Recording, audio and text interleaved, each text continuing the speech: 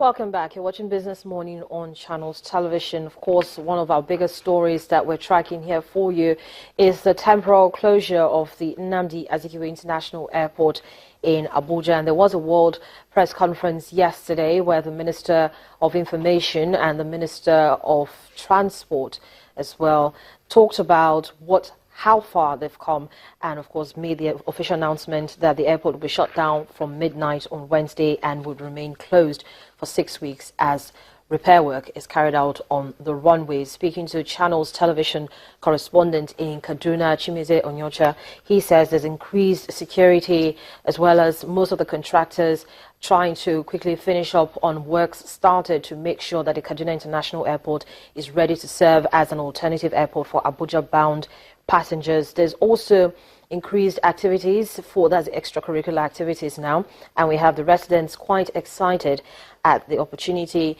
to take advantage of having the Cardinal International Airport becoming really busy over the next couple of weeks. Now, according to the National Bureau of Statistics, let's just take a quick look. Let's do a quick look at what kind of passenger traffic Abuja Airport catered for. In the first half of 2016, the Abuja Airport catered to 34% of domestic passenger traffic and 22% of international passenger traffic.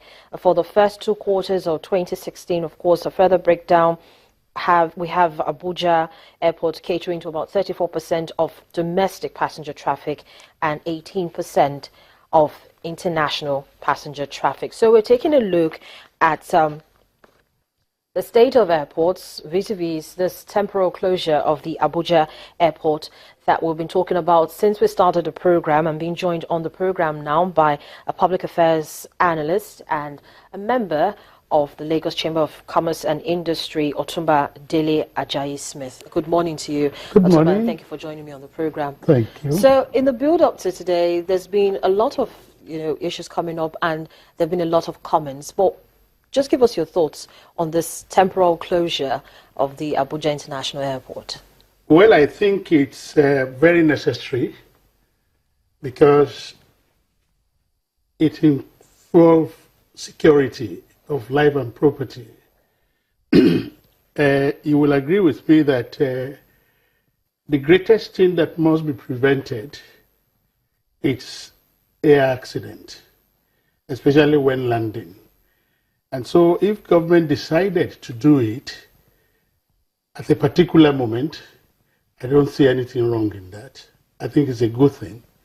But what I see as usually our culture is the culture of not getting to the stakeholder, not doing a proper stakeholder consultation, because that's very important.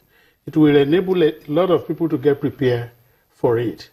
Well, I started hearing about this closure just a few days ago, and well, maybe because I was not seriously in the news, but I usually believe that the important thing that should be done, which is not part of our culture, or which we are not doing very well, is the stakeholder consultation. But then you see, a lot of people will argue on that one with you, because the federal government started talking about this long before, from last year. Okay. In fact, yes, it was even summoned the Minister of Transport and the Minister of State for Transport, where also the Minister of State for Aviation was summoned by the National Assembly to talk about this. In fact, at a point they wanted to halt that, but that's not really the issue. Now, with this maintenance of and temporal closure, it has also highlighted the fact that that most of our airports, most of the domestic airports, are not in proper shape to easily take up the challenge of, if you have to shift traffic, for instance, from a certain airport to another airport, it might not be able to carry it. Do you agree with that? Oh, yes, sure. Sure. Seriously, we have about 26 domestic airports in Nigeria, outside the airstrips that you have all over the place. I think it's a proliferation of airports. And because you have so many airports around, it is becoming too difficult to concentrate on the maintenance of these airports. Well, this has happened. I'm glad you said it's been on. The discussion has been on for more than a year now. which is okay. I did some checking yesterday, and I discovered that there is even a website already where people can check and discover, and I give kudos to government for that. But the other thing is that Cardinal International Airport is going through reconstruction because of this purpose. That should have been done a long time ago. But having said that, it's okay. It's an opportunity which Cardinal State should take advantage of it, because now there is improved in security, there is improved in the standard of the airport, and a lot of business opportunities will come to Cardinal State. I think if they hold that as an opportunity and they don't allow it to go even after this process of 6 weeks, I think there will be a lot of improvement in that state. It's an opportunity for it. What about other states where we talked about where we have a proliferation of domestic airports already?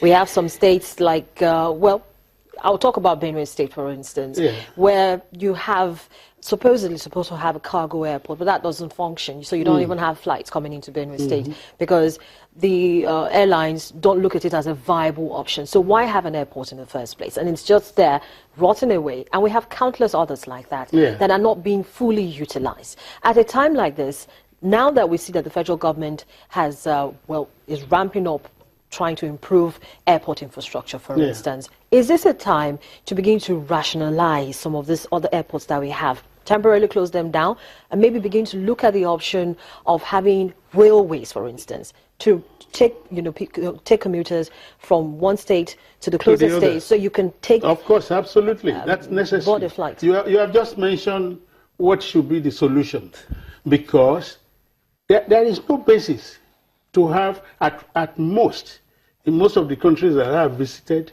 at most, what looks like a geopolitical zone in this country, you will have an airport, functional airport. It may not even be called international airport, but it's a functional domestic airport where you have a lot of things working. Then the rest is covered by functional railway system. But here we are, we don't have it.